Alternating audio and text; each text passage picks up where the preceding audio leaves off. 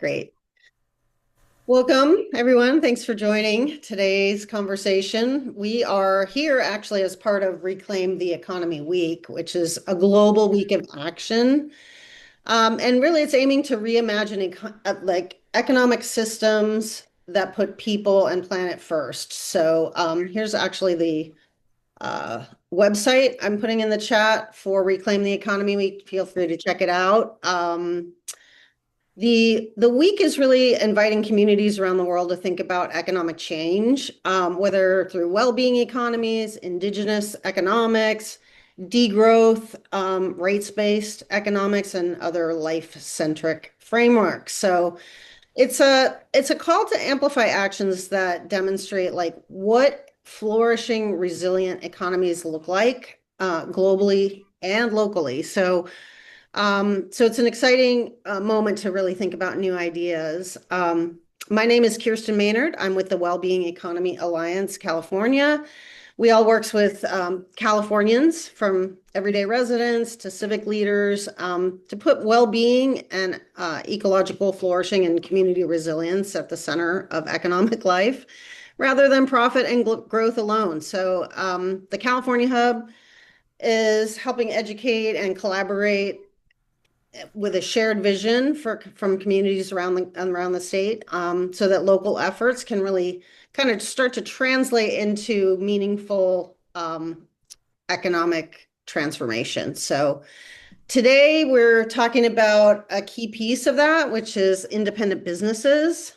Um, I think we're all aware that independent local community up businesses are more than just economic actors. They're really like social anchors and sources of community resilience that are incredibly important, helping communities adapt and our cultural contributors. So we really are excited today to have Kennedy Smith. Kennedy is a senior researcher with the Independent Business Initiative at the Institute for Local Self Reliance. Wonderful organization, and Kennedy brings decades of on-the-ground experience helping towns and cities revitalize downtown, support small business vitality, building commercial districts that serve both people and place. So ILSR has a wonderful independent business initiative that analyzes the obstacles facing independent businesses and helps communities develop policy and program tools to level the playing field. So I would like to introduce Kennedy and have her share a little bit about her experience both with ILSR as well as the deep experience she has going back beyond that, around how independent businesses can help build resilient societies and create a flourishing future. So Kennedy, thank you so much for joining us, and we're so happy to have you. Thank you for inviting me. I'm happy to be here. And I'm glad we have a kind of tiny group too, because we can have like a real conversation and we can talk about some fun things. Let me tell you about my background, how I got into this, why I'm here. I started out intending to be an architect and got my graduate degree, decided I did not want to be an architect, but I was really drawn to downtowns. I was always drawn to older and historic commercial buildings. Loved my hometown downtown where I grew up, hung out there after school every day and knew all the businesses, all the merchants, had my first job there. It was just a real community. So I was in Charlottesville, Virginia. I'd gone to graduate school at the University of Virginia, and I hung around and I got involved in a downtown revitalization program that was kind of brand new there. It had been started when the first regional shopping center had opened up in the community just a couple of years before, and everybody panicked downtown that they were going to lose their businesses, and that was in fact happening. It was beginning to have this transition of migration of great businesses out of the district and out onto the commercial strip, which just seemed like a real pity to me. So they hired me, I think, because I had a design background, and they figured we have a lot of old buildings, so it'd be nice to have somebody with a design background. And I realized immediately there were like 35 ground floor vacancies right on the main street. They needed somebody who knew something about business, and business development. And I learned a whole lot of that in architecture school, not. So I, kind of looked around, looked at other communities to see what they were doing, and began to put together a program to help develop new independent businesses downtown. The first thing that I did was I surveyed people who worked downtown because we had about 5,000 downtown workers, and I asked them all kinds of questions about what they liked about downtown, what they didn't like, and where they shopped and things like that. And I found out that although we had like 21 restaurants downtown that were open at lunchtime, none of these people were eating lunch downtown. And I did some focus groups to find out why. And what I heard was that because the restaurants are so slow, they can't get in and get a meal and get back to their desk in an hour. And that was the big rate limiting step. So I thought, well, this is certainly a solvable problem, right? So I put together a live daily soap opera that ran for 8 weeks in the summer, 12:15 to 12:45, Monday through Friday. The people who were actors and actresses in it all worked downtown. We had a nurse at the university hospital who played a nurse in the soap because she didn't have time to change her uniform. It was like really custom made for the actors. But what I did was I went to the restaurants downtown and I said, look, we're going to do this event. And I want you to put together a menu of carry out lunches, of bag lunches. And at noon every day, I have this local rock band record their own version of Petula Clark's song Downtown, which we blasted out on the speakers downtown. You knew, oh, it's noon. I have 15 minutes to go pick up my lunch and come to this little central area. And the restaurant owners wouldn't tell me what their sales currently were or how they were changing, but they told me that they would tell me the percent that their sales changed over the summer. And I'd figured out that if I could get 50 people to eat lunch downtown who were not currently eating lunch downtown, I could bump up restaurant sales by about 2%. So 50 people was my goal. By the end of the first week, we had 500 people at the soap opera. By the end of the summer, we had an average of 2,000 a day. It was packed, and restaurant sales went up by like almost 90%. And I was hooked. I was like, man, this stuff is fun. You can strengthen businesses, they can spin off new businesses, and you can have a lot of fun at the same time. And that's, economic development the way that I like to do it. It's not the stodgy kind of economic development that you often read about. So that was a blast. I had fun with the soap opera. I have lots of stories I could tell about how that kind of rolled out. But one day, this guy from Richmond drove over to Charlottesville to go shopping at our great men's clothing store downtown, which had been featured in the Waltons because John Boy went there to buy his clothes before he went off to Boatwright College, and so it was a popular place. This guy came over to buy some clothes. Turns out he was a producer for PM Magazine. He saw the soap opera happening. He came back with a film crew, recorded it. It was on TV nationally. This little segment. The National Main Street Center was brand new at that time, and the director of the center saw it on PM Magazine and called me and offered me a job. So I moved to Washington, D.C., worked for the National Main Street Center for 19 years. I was the director of the Main Street Center for the last 14 of those years. And in the context of that, I've visited about 2,000 communities around the country, and more around the world, and have worked with lots and lots of small towns, big cities, neighborhoods, and seen amazing, amazing small businesses, independent businesses, and seen what their struggles are. And that kind of is what kind of set me on this trajectory. Back then, one of the things that was happening was that Walmart was kind of, storming around the country and expanding. And the Institute for Local Self Reliance was interested in that, and that's when I first came across ILSR. I met the woman who is now my boss, actually, when she and I were in Vermont trying to help Vermont figure out a way to make sure that Walmarts, if they open in the state, only opened in existing buildings, that they weren't building more sprawl, but they were coming into downtown areas. And so we stayed in touch over the years. I left the Main Street Center in 2004, set up a consulting firm with some of my former staff where we did downtown economic development plans for communities all over the world. And then I guess it was 2019, I got a call from Stacy from ILSR asking if I would come join their staff. So I did that, and I've been there for 6 years now, almost 6 years. And it's my job there is kind of to take the policy stuff that ILSR works on and translate it into local action, because I really do have a good understanding of sort of how organizations work locally, how good economic development can work, and the importance of independent businesses. So that's kind of my bizarre career path. Um,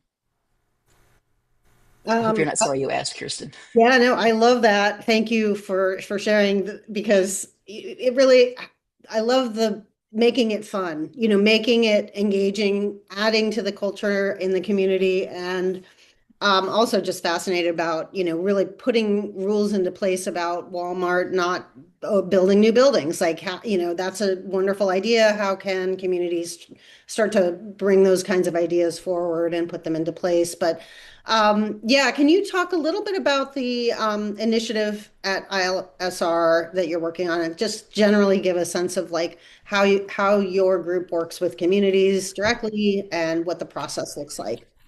Yeah, I mean, I think it's still sort of an evolving process, but ILSR has several different initiatives. Mine is the Independent Business Initiative. We also have initiatives for broadband, community-based broadband, for energy democracy, for composting. But the independent business team really looks at how corporate concentration harms independently owned businesses and about the superior benefits of independently owned businesses when decisions are made locally, when money stays within the community, all the good things that go along with a healthy economy are generally what independent businesses provide. We have 6 people on the team, and most of them focus on sort of federal and state level policy. Right now, we are working on legislation for to help make it easier for independent grocery stores to survive. There are all kinds of weird things happening in the grocery world right now, including a failure over the past 40 years, basically, for the federal government to enforce the Robinson-Patman Act, which is sort of a price discrimination law, which makes it illegal for um, a supplier of a product to sell their products to one retailer at a better price than they do to other retailers. We're not talking about volume discounts. We're just talking about, you know, better prices because you're being strong armed into it. And there's a critical case that the FTC, the Federal Trade Commission, brought a few years ago against Pepsi. That when the federal administration changed, um, the case was scrapped. We sued and were able to get them to release the FTC to release the redacted, now unredacted documents that went along with that case. And lo and behold, we found that Pepsi had been, and the FTC had found that Pepsi had been selling Pepsi products to Walmart at prices way beyond, way below those that any other retailer could get them. And, Walmart was really threatening to them, and Pepsi was, complicit in this. So, I hear local grocers all the time say, I actually have to go to Walmart to buy Pepsi products because I can buy them there for less than I can buy them from my wholesaler, which is just crazy. That's one of the things happening in the grocery world right now. Another thing happening is that there are a number of grocery chains that when they close a location, they attach a restrictive covenant to the deed of the property so that a competitor cannot locate there. That creates food deserts because all of a sudden, if, Stop and Shop or Ralph's or whoever decides to consolidate in a community and close a place, nobody can go there, and that's a real tragedy. There are a few states now. Rhode Island is kind of taking the lead on this that are looking at legislation that would make that illegal. Maryland is looking at legislation that would make it illegal for grocery stores to use dynamic pricing to change the prices on electronic shelf labels based on what they've learned about the kinds of shopping habits and patterns that you have, or if something is particularly in demand one day, they can jack up the prices just by that and change all the tags in the store. So there are a lot of lots of things happening in that arena. Another thing happening at the state level now is that Amazon, just in the past couple of weeks, has rolled out this feature called Buy for Me, where they basically have scraped over the past year, scraped the websites of 200,000 independent retailers across the country, and added their products to Amazon's website. Businesses that don't want to be on Amazon, that want to have no affiliation with them. And one of the businesses that has taken the lead on this is a business in Palm Springs called Bobo Design Studios. It's a woman who sells stationery products and posters and things like that, and found her products on Amazon. And Amazon is using AI to basically create new descriptions and photos of these items. So, like, she sells lots of like vinyl stickers that she silk screens things on. There's a vinyl sticker that has a sunburst on it that Amazon has illustrated with a pair of men's trousers. So, go figure. So it's causing her reputational damage when these orders come in with anonymized addresses because Amazon is keeping the data rather than giving it to her. Then and she refunds the order because it's, I'm sorry, I don't sell men's trousers. I cannot sell you that. She still has to pay the credit card processing fee for the refund. So reputational damage, financial damage, just a big mess. California, again, is looking at legislation kind of based on legislation that it put in place when Grubhub was listing restaurants on its platform without their permission a few years ago, using that as kind of a platform for similar legislation. So there's a lot of stuff happening in the grocery arena right now, and they all involve corporate concentration and corporations using their power to basically block independent retailers out of the market and gain market share. So that's kind of the work that we do. We take on all kinds of issues that deal with corporate concentration, food production, uh, grocery dollar stores, Amazon, lots and lots of different issues float across our desks. And just to touch on the Amazon issue, is there any truth to the, I guess, rumor or what may be appearing that Amazon is doing some price manipulation around pricing on Amazon versus offline? Oh, If you could absolutely. just talk about that briefly. Yeah. Yeah, we in fact released a report in December that you can find on our website on that's called, what do we call it? Public dollars, turning public dollars into Amazon's profits. And what we did was we sent public records requests to 128 local governments and school districts around the country, plus 122 state agencies, and asked them for all of the spending that they had done with Amazon in 2023. And we looked at it, and it's, of course, it's astronomical, and you know, just a kind of shocking numbers. But we also did a fine-grained analysis looking at what are the prices that Amazon is charging to different customers at different times. And we found things like they charge the city of Denver $8 and something for a 6 pack of black Sharpies. They charge Denver Public Schools $38 and something, some cents, for exactly the same product on exactly the same day. And we found, thousands of instances like that, where they're responding to competitors and responding to the marketplace and really maximizing prices, and telling these places, these local governments and these school districts, that because of our dynamic pricing, you're always guaranteed the lowest price. And we found that simply is not true. Incredible. Thank you for the work that you're doing. How can communities work with you? Just a little bit about the process. Do you work with communities? Do you do independent research and provide that to communities? How does the policy development piece work for ILSR? And just to briefly share a little bit about that process, if you don't mind. Yeah, it's kind of different things, and like I say, the our initiative has kind of grown. We have 6 people now. 6 years ago, we had one person. It was only Stacy Mitchell. So it's grown considerably in that time.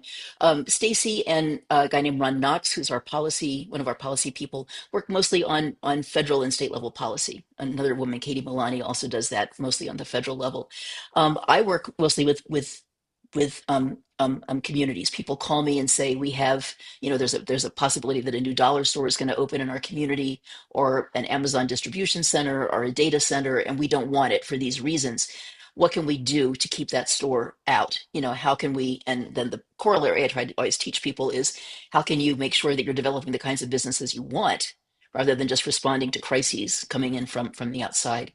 I do lots of cohort trainings. We produce lots of publications to help people, lots of citizens guides. There's a citizens guide, in fact, that accompanies the report we did on Amazon's expansion in public purchasing, that teaches people how to submit a public records request and how to analyze that data, and then what to do with it, how to take it to your local government and, persuade them to, not buy everything from Amazon, but instead to buy things locally from independent dealers. We also have a person on staff who works with independent business initiatives around the country, local first organizations, some trade associations that consist of independent businesses, like the National Grocers Association, which is independently owned grocery stores, toy dealers, lots of different sort of specialty niches like that, as well as local first organizations like Local First Arizona, which is a statewide small business organization. And we get the word out to them and get information from them and help them work through challenges that arise in the field.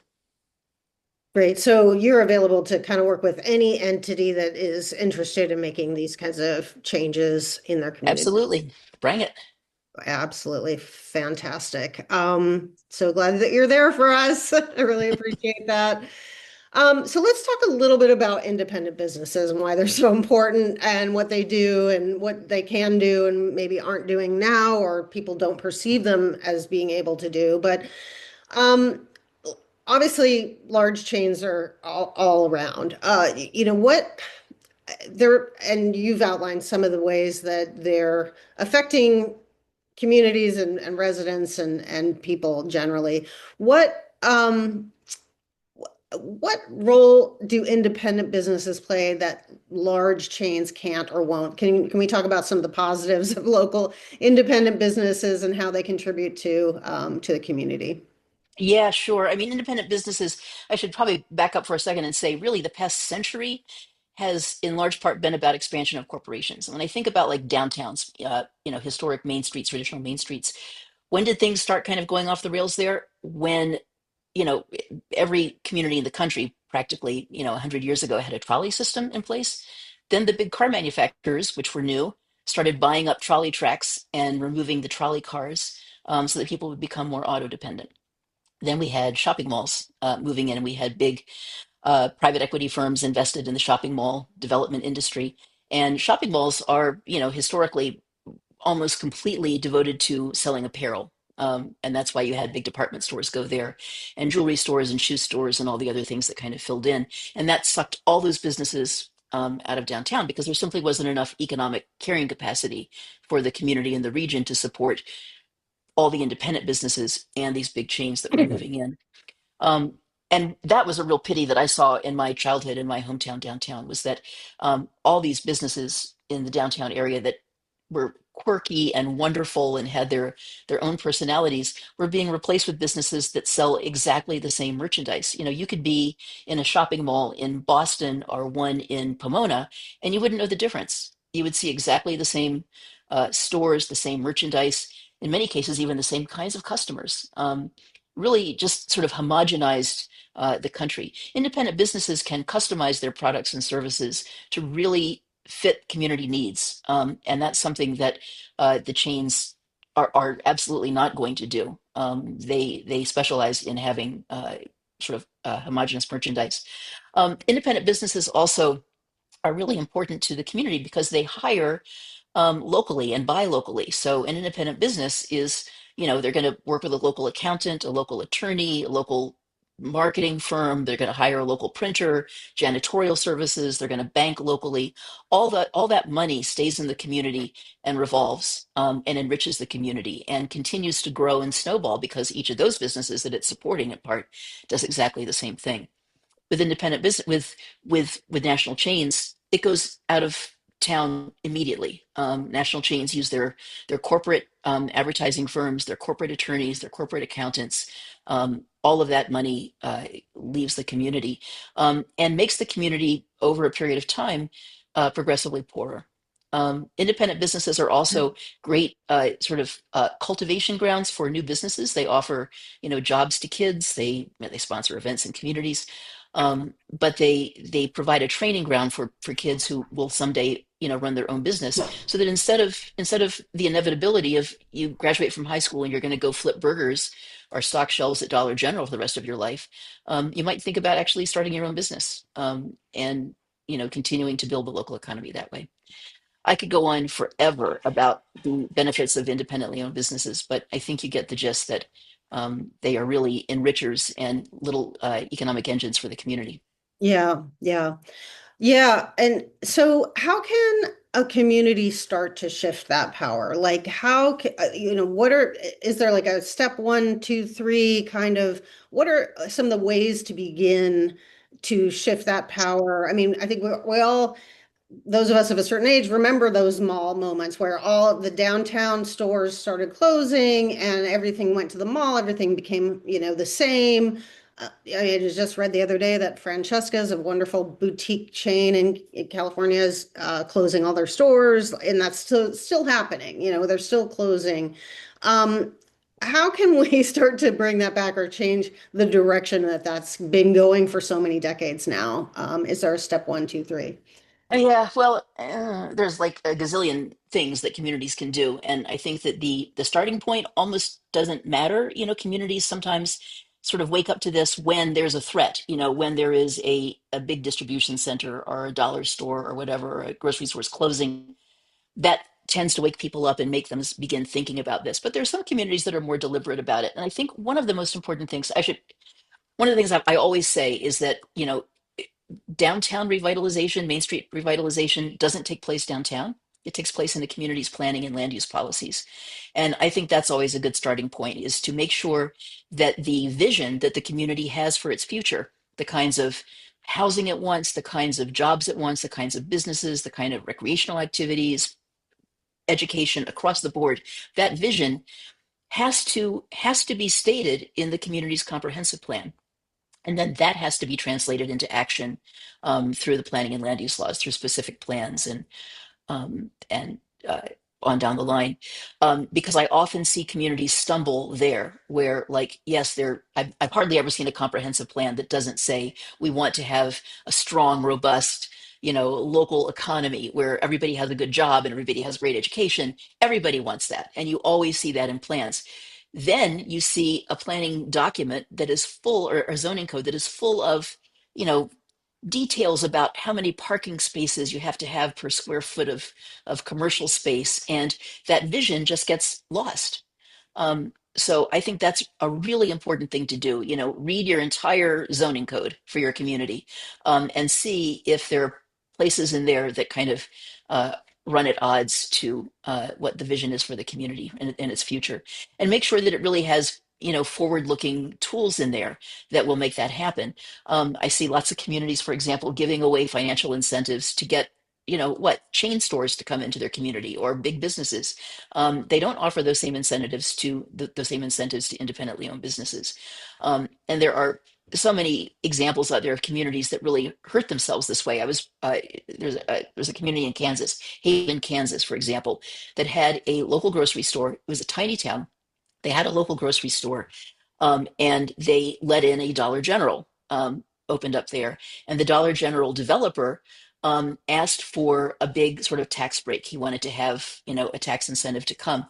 I'd mentioned, by the way, that Dollar General doesn't even own its own buildings. So the community thought the incentive was going to lure Dollar General there. It didn't. It just helped the developer, who then went and sold the building to somebody who was doing a 501(k) exchange. So anyway, the grocer, after about a year of losing $1,000 a day in sales, went out of business. The Dollar General store had been paying $60,000 a year in property tax. The grocer was paying $75,000 a year.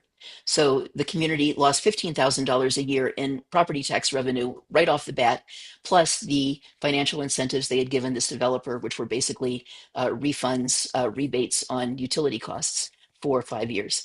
So the city ended up being over $100,000 in the hole for letting in this store and giving the developer incentives for it. So make sure that the zoning codes and planning documents really are, airtight about things like that. Um, I think that, like I just mentioned, the public records request that we did for seeing how cities are spending money with Amazon is a good step that communities can take. It's an easy thing to do. Anybody can, submit a public records request, see what your city is spending with Amazon and other big chains, and then go to city council and say, what are we doing? We have all these businesses here locally that can provide the things. Um, Same day delivery, better service, better terms, more compliant with regulations. And there are lots of things like that, like refusing to contract with pharmacy benefits managers for municipal employees, school district employees. Just making sure that the government itself and school districts are supporting locally owned businesses and really thinking through how they're doing that. Investing pension funds locally. There was actually a great example that I heard early in the pandemic from Fresno, where the county of Fresno, the county pension fund realized that, oh, all these locally owned businesses are struggling to get loans during the pandemic to help them survive this, when they had to shut down. And so the director of the fund was like, instead of just investing in whatever tranche of new investments Morgan Stanley is pushing today. Why don't we invest in local credit unions and local banks so that they have more money to revolve and make loans? And so they did that. That's just really great, smart thinking about how to support a good, thriving, independently owned business community. Um, Making sure that I went to get back to the planning and land use codes for a second, making sure that they don't inadvertently encourage sprawl development, like looking at things like minimum parking standards. There's no reason for um, cities to develop buildings or to permit development of buildings that are surrounded by seas of asphalt, which are bad for the environment, bad for the economy. There's a planning firm in Asheville, North Carolina, a guy there named Joe Minicozy, who does these analyses of the tax implications of different kinds of development. And he finds that if you have compact development that's walkable, that's mixed use, like you would see in a traditional commercial district, that the city gets something like 2,000 times as much tax revenue per acre as it does from sprawl development with big box stores and scattered pad development. He found in some communities that it actually costs communities to support that because the cost of public services and infrastructure, utility expansion out to these remote sites cost them so much that they're not recouping it in property tax or sales tax revenue. Um, and I think probably the most important thing that I have come across is political courage. I find that lots of planning commissions and city councils and school district boards, school boards tend to like kind of duck down behind the regulations and say, oh, we have to really think through whether, letting Dollar General have 32 parking spaces instead of 50 meets our code, instead of thinking, hey, we are charged with protecting the health, safety, and welfare of the community, and we think this is not a use that is in the best interest of the health and safety and welfare of the community. So that political courage is really, really critical. No one has to have any kind of special training to be on a planning commission or a school board or a city council in this country. So it's incumbent upon us, community activists, to get the word out and put good ideas out there and encourage leaders to do the right thing. Amazing. I mean, so many great advice and so many good points that you made there about ways to start and what to do in your local community, which comes down to something that we talk about we all the time with our events and in our meetings, and probably everyone on this call does as well, which is participating in your local community in all the ways that you just described. Join the planning commission, like be a part of look into the zoning codes, like how can being more aware of what is happening in your community and actually being active in part of the planning of how to make change or what comes next is so critical, I think, as we move into the future, just generally. But a great way to start. One thing I do want to mention, the comment in the chat, which got my attention about concerted efforts to buy from independent businesses. Like, do the campaigns that promote buying from independent businesses, do those work? Like uh, in terms of like marketing the idea of being more participatory in your community and decision making in your community? Um, have you found that those kinds of campaigns where buy local, do those work? Are they effective? They can be. I think that the thing that does not motivate people to shop locally is feeling guilty. So I think that giving them good reasons to, and I go back to my soap opera, have fun, find fun ways for people to engage with independently owned businesses, and they're more likely to do it and to understand the reasons for doing it too. I mean, yes, continue to like promote these are all the reasons that you should shop here instead of shopping there, or keep patronizing this business, but also make it kind of a fun experience too. Tell stories. I mean, the like I thrive on the stories that I hear from independent businesses and the great amazing, and again, even my own experiences. I remember going when I was in college. I went back to my hometown to buy for Christmas, and went downtown to buy Christmas gifts. My grandmother wanted a slip, and it was like, I don't know what size, I don't know anything. So I went into this downtown women's clothing store and I said, I'm looking for a slip for my grandmother for Christmas. And I had not been in that store in probably since I was like 8 or 10 years old, I would guess. This clerk says to me, your grandmother Jackie or your grandmother Viola? And I was like, whoa, my grandmother Jackie. And she said, okay, well, she's a 34 long and she already has one in pink and black. So I'd recommend getting one in white. I'm like, you sold me. I mean, that kind of experience is, you're not going to get that at the Gap. You're not going to get that at Taco Bell. You're only going to get that from an independent business. And I think telling stories like that, and there are hundreds of thousands of them, um, are ways that are going to make people curious about, yeah, I want some of that good experience, some of that good feeling. So I'm going to seek it out. Constantly tell stories. Amazing. That's so helpful. I do want to open it up to questions. I want to touch on Lauren's question in the chat, which is sourcing goods from international wholesalers. Are there any ways and resources how to encourage and facilitate changing ordering from the same international? Uh, Yeah, I think that that one thing that the pandemic gave us that, I hate to be grateful for a pandemic, but this one good thing that came out of it was that, a lot of locally owned businesses did look at sourcing things closer to home. Um, I have a cousin who owns a jewelry store, and she said that she'd gotten all of her jewelry before the pandemic from suppliers in Italy. And all of a sudden, that was cut off and she couldn't do it. And so she began hiring local artisans to make jewelry. So it's like these businesses are building their own supply chains. And that's really exciting to see. So I think we're going to continue to see that. And there is really kind of a resurgence of these small cottage industries popping up all over the country. I see just tons and tons of them. There's a woman who has a little consulting firm called Recast City. Her name is Ilana Prus. If you haven't come across her yet, take a look at her website because she really focuses on helping communities build those supply chains, and sort of reinvigorate local industry on a small scale. It's exciting stuff. Thank you. All right. We already have a question from Anne, and then, please raise your hand if you would like to ask a question moving forward. Anne, Thank you. Thank you.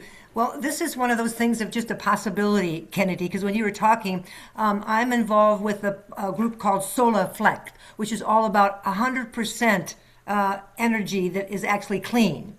And I just was thinking when you were talking about the lunches, for instance, and all of the different entertainment, could you imagine having some of these places around where people are charging their car, but they're having Right. lunch together with people, whatever. So I just wanted to say that just so you get a sense of it. And the other thing is I'm an educator, and part of me, when we hear of well-being economy, I think of the well-being of our students. So I'm just another place to begin to look to bring people in, and I'm more than happy to be a partner with you because we don't think about students being, they should be started from the very beginning of life having well-being. So that's all I wanted to say. Yeah. And thanks so much for being here. It was really great listening. My pleasure. Good ideas. I think you've caught the fun bug. That's yeah, good. which is good. Yes. Yeah. We do have a question in the chat from Dorothy. Dorothy, would you like to vocalize your question, or do you want me to read it? I'm happy to. You Um, can read it. Okay. What would you recommend we could share with the reps on our zoning committees and planning groups that could inform them about these issues? Is there some written stuff did you mean ILSR or Oh, IR? yes, I meant that. Okay. Yeah. ILSR is like such a weird name. We always talk about, should we change it? Should we not? What we change it to? Anyway, I feel the pain. Yes, in fact, I wrote an article last year called "Planning and Land Use Policies That Support Independent Business Development." So I'll look for the URL for that and send it out. But that's a good Great. starting point. And I got to tell you, one of my most inspiring stories, which is related to a dollar store, and I kind of alluded to it in something I said a little while ago, came from Tangipahoa Parish in Louisiana, where there was a developer who wanted to open a dollar store there. And the planning commission, a member of the planning commission said, forget our zoning code. Our job is, we're empowered by the 10th Amendment to protect the health, safety, and welfare of the community. And this is a bad use. It's not good for the health of people. It's not good for the environment. It's not good for traffic. It's not good for, labor. It's not good for water runoff, all of these things. And with that, the planning commission denied the application. This was for an unzoned piece of land, but they had to go through the a building review process. The developer appealed it to the city council. The city council supported the planning commission, said, "Yeah, you're absolutely right. I mean, this is not in the best interest of the health, safety, and welfare of the community." So they denied it. The developer then sued. It went to the state, to a judge. The judge said, the community is completely within its rights. This is a constitutional use. So whether they have zoning, don't have zoning, doesn't matter. They're doing the right thing. So Yes, we have a piece about planning and land use policies that can support independent business development. But at the same time, remember that there is sort of a higher power in the 10th Amendment of the Constitution that you can call upon to say, planning, schmanning, this is what's most important. Um, they were eventually defeated on appeal. They are going at it again and, appealing again to make that case stick.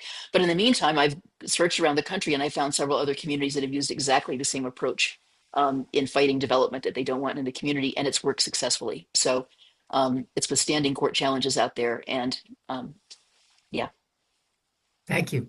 Incredible. Great. We do have a question in the chat from Michael. Michael, would you like to ask verbally, or I can touch on it? Michael asks, oh, go ahead, Michael. Thanks. Actually, yes. Thank you. Great stories, very energizing, loving it. And Thanks. I was wondering if there were any stories that came to mind in the well-being business, let's call it. And then, often people think health services, but it could be anything in the wellness space that come to mind, as well as under ecological restoration, where locally people have built up and that you like follow this example.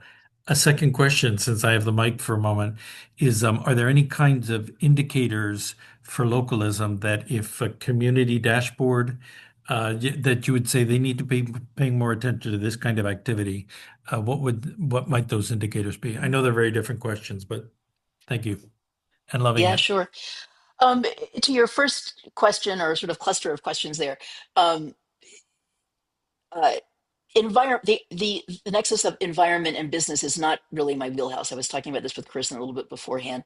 My sort of big caveat there is to say that compact development is so much better for the environment, for ecology, for water runoff, for everything, for traffic safety, than sprawl development. And so, um, you know, big chains, big corporations prefer to have their own buildings and their own parcel of land rather than being in a compact development. So I would just say, again, making sure that planning and land use laws really encourage the right physical kind of development is really crucial to uh, community well-being in all senses of the word. Your second question about indicators, we've mulled, I don't know how many times in staff meetings, the possibility of, is there some kind of like, indicator or dashboard we could put together? And it's endless. I mean, it could go on forever. But I think if we were, certainly in my little world of independent business, things like just simply having a count of how many independent businesses there are in a community and how that's changed over time is important. The static numbers aren't as important as seeing the trends over time. That's how you can begin to make progress, and you can measure. I mean, it could be almost anything. Tempe, Arizona, is a community where someone, a bookstore owner, kind of woke up to the fact that the city was beginning to buy a lot more from Amazon, for example, and this bookstore owner went to a city council meeting and said, "What are you guys doing here? We've got bookstores in town. We've got sporting goods stores. We've got office supply stores. We've got all the stuff you're buying on Amazon. We've got it right here." And she asked them how much they were spending with Amazon, found out this is like 7 years ago, almost a $500,000 a year. And the city council at that meeting said, "We got to cut this back." And they did. They're now down to spending about $30,000 a year with Amazon for things that they just can't get locally. you know, Great thing to put on a dashboard is, here's how our Amazon spending has declined. Here's how our local spending has increased. Um, it could be, I mean, there's so many we could talk all day about what potential indicators could be. So I'd say start with something simple that's easy to get a hold of and grow from there. I'm a big fan of like doing the easiest stuff first and saving the big boulders for later. So Right. Good, good idea. Okay, Ethan, thank you. Hi, Kennedy. Thank you so much. I was really captivated by that first story about the soap opera, the live soap opera. And I heard you talking about, doing interviews and the power of stories and also your design background. I was wondering if you could talk a little bit more about kind of the design process in economic development, and also if there are any key lessons that you would have to share with us coming out of that successful story. that's a cool question. I mean, I think that design processes are design process is a good way to solve all kinds of problems, whether it's a physical design problem or whether it's a process problem or an organizational problem. Design thinking, which is, sort of articulating what are we trying to do here? What is our goal? And then figuring out the steps and the different steps to do it is a great thing to do. And again, I get back to the failure of planning and land use policy in the country and planning and land use documents, um, as something that has kind of evolved from, oh yeah, we want to sort of guide development how it happens, but not giving any thought to what are these appendages we're building onto this little piece of code, and what is it getting us. um, Economic development in this country is sort of like in the hands of economic development authorities and chambers of commerce whose big supporters are big businesses. And I think we need to do a big rethink, a redesign of how economic development happens in the US, so that we're thinking through, we really want independent businesses that do have that strong multiplier impact on our communities. So what do we need to do to actively get that? Not just respond to the threats from the outside, but how do we actively put that together? What are the financing tools? What are the educational tools? What are the marketing tools? What are all those things? What is the physical environment going to look like to support that kind of business development? And then beginning to make a plan. So, yeah, we need a design overhaul of economic development. Yeah, that's a deep topic and probably something that we could all do a little bit of thinking about for our own local communities. Other question, David? Thank you. Hi, thank you, Kenny. This has been amazing. I'm gonna need to rewatch because there was so much there. Um, two things you mentioned that I'm wondering if you can go a little deeper on. Kirsten and I and some others on this group are working on a statewide guide for California policy this year. And you mentioned that California is looking at some legislation about I'm not clear exactly what it was, but is there a bill that's already been assigned to a certain representative that we could track and follow up on, or Yes. And do I know what it is at the moment? No. no But problem. We can contact you later, but it's a Senate bill. There's one well, there's actually two that I know of. There's one that is a Senate bill that is basically sort of a state level Robinson-Patman Act kind of bill that would okay, prohibit price discrimination at the state level. Can't tell you who the sponsor of it is, but there is a sponsor. There is a bill. It's 7-0 something.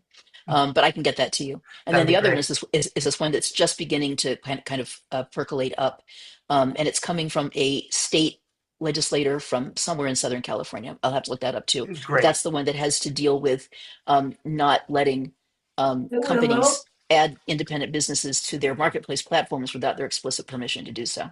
great. Yeah, we would love to promote and help get those passed if we can here in California.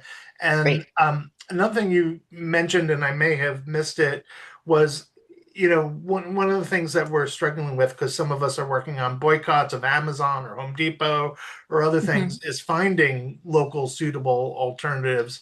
And I think you might have mentioned a good way to do it, but I didn't capture it. And I'm wondering if you could go a little deeper into how we might find and also want to make sure the businesses we're supporting are ethical themselves and not conducting maybe inappropriate practices, however you might define that. So, Yeah, one thing I would just thinking that it's sort of in the grand scale at first of alternatives to Amazon, for example. There is a woman she's in Southern California. It seems like all my examples are coming from California today, named Paula Santana, who has a company called Glass Commerce.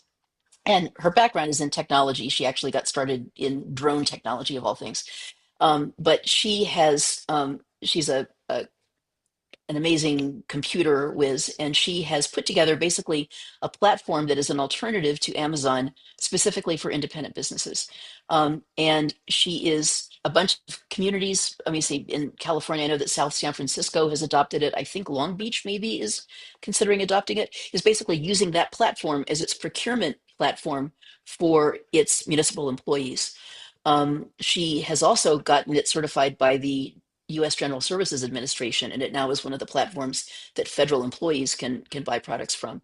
And it's growing and growing and growing. And she has given so much thought to how you can vet independent businesses, how you can help them sort of in terms of technology become players on this, sort of new global e-commerce scale.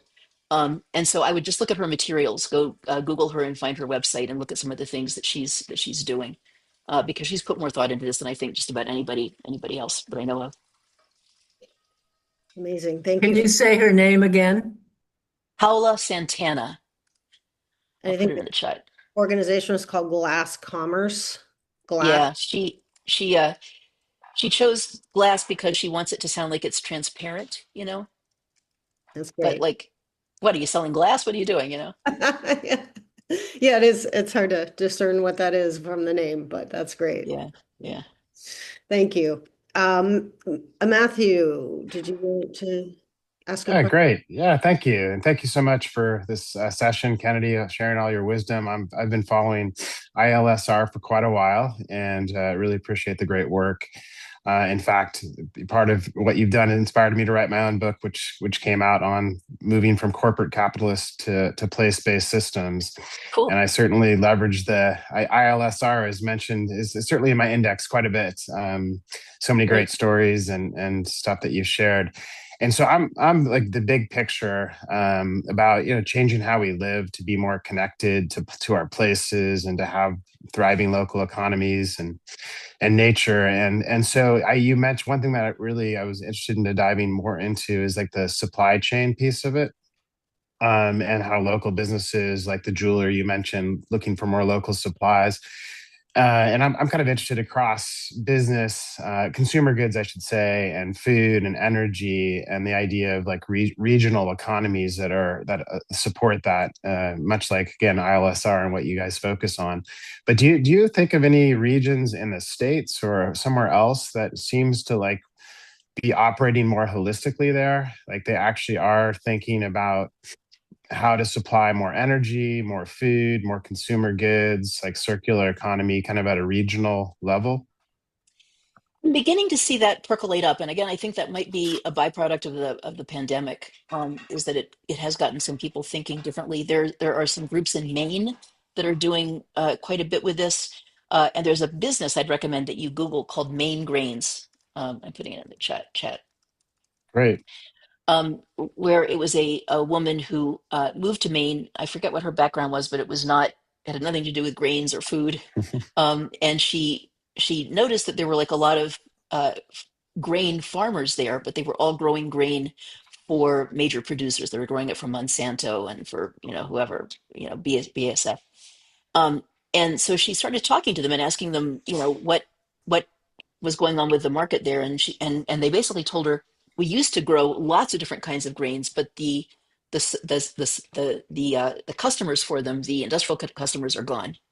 So she put together a grist mill. She knew nothing about grist mill. She put together a grist mill, and began sort of milling these kind of obscure, long ago grown grains, and has just blossomed into this entire secondary market for the products. There are like specialized pasta producers there. There's a company that uses the chaff from the grain that she grinds as a substrate for growing mushrooms. There must be 30 or 40 different businesses that have spun off from this grist mill that she created, and it's become sort of woven into the economic development strategy for the country.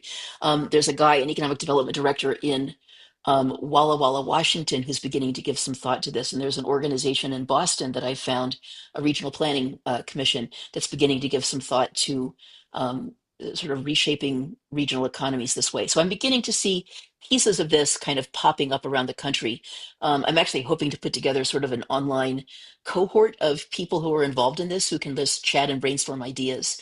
So if you come across anybody who's got some great ideas in this arena of how economic development can happen differently, including rebuilding supply chains and building clusters of new industries, I'd love to meet them. Thank you. Michael, I think we have time for this last question, and then we probably need to wrap it up. But thank Sure. I was going to ask a question about community currency, but I'll throw in an example of it that might be worth. In Kenya, one of the port towns that depends on currencies flowing, foreign exchange through the main port. When there are crunches in liquidity, the local workers are all kind of wind up screwed, and so they kind of invented this monopoly money for exchanging. I'll dig your well, and you can sear some yams, and that kept them liquid during the dry up periods. And so I'll put a link into it. Sarafa Network, it's about building commitment pools and being willing to give each other credit in a sense. And I was wondering what thoughts you had about this idea of you gave the example earlier of pensions financing business or other forms of community currency. Yeah, I would say, I mean, I haven't done much looking into community currency. I do know somebody at the World Bank, a woman named Arlene Fleming, with their sustainability group, who is giving a lot of thought to community currency, if you want to find somebody who's doing that. But I'm really interested in different ways of banking. I'm concerned about, again, consolidation in the corporate banking industry. Mm. And I'm encouraged to see a lot of co-op banks popping up around the country, credit unions becoming stronger. Some states, North Dakota has a state bank, which does lending to individual community banks in the state. I'd love to see more of that happening. And I think that's been discussed in California also at the state level. And there are a few other states that are beginning to look at doing things like that, again, to sort of improve liquidity for the kinds of lending for the kinds of businesses that that communities want to see. Mhm. Mhm. Amazing. Thank you so much, Kennedy. You've provided so many tips, tricks, starting points, ideas, and inspiration for us to take to our communities and start this process. So thank you so much for all the work you do and for being here today. Thank you for inviting me, and everybody stay in touch. Yes, so we typically do post these on YouTube. If you do, like David, I'll be watching this again because there's so much in there. There's also a petition that the Wellbeing Economy Alliance and Earth for All are putting together for, or have put together for Reclaim the Economy Week. If you want to take action right now, you can actually go to the link that I just posted in the chat and sign that petition, which will be used to help push policymakers toward these principles in a really stronger way this year. So thank you all for being here. It's been a really insightful discussion and conversation. Thank you for all your participation. And have a wonderful Wednesday. And thank you to the Thank you, organizers. Kennedy. Awesome. Really great stuff. Thanks. So much. Mhm.